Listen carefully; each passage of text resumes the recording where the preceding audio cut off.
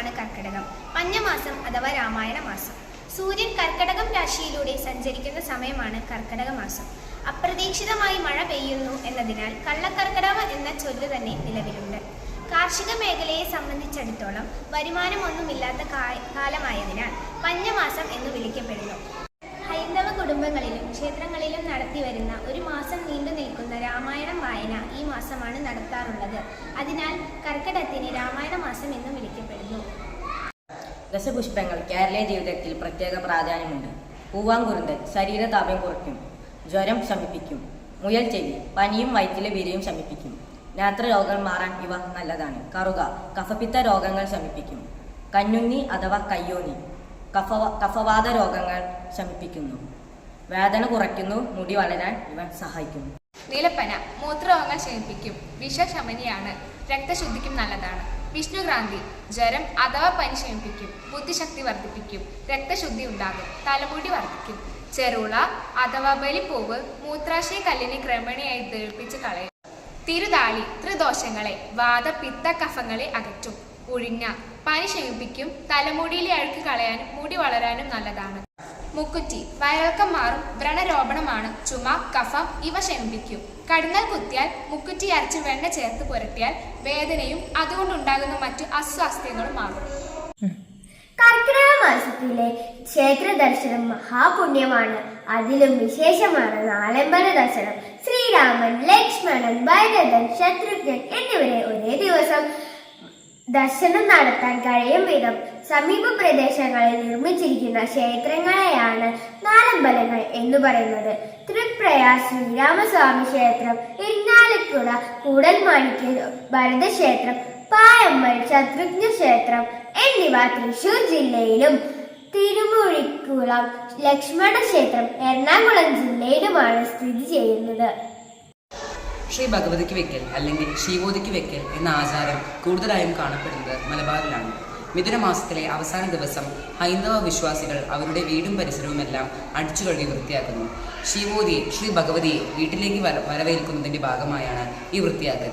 അതായത് ഭഗവതിയെ സ്വീകരിക്കുന്നതിന് മുന്നോടിയായി ചേട്ട ഭഗവതിയെ പുറത്താക്കണം.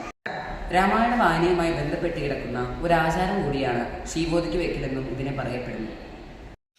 പൂജന്തം രാമ രാമേതി മധുരം മധുരാക്ഷരം ആരുഹ്യ കവിതാശാഖാം വന്ദേ വാൽമീകികോകിലം.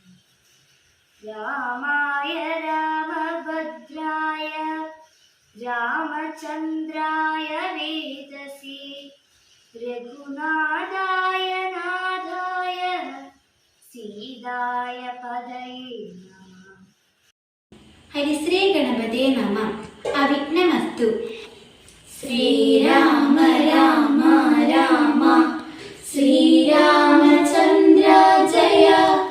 ശ്രീരാമ രാമ രാമ ശ്രീരാമഭദ്ര ജയ.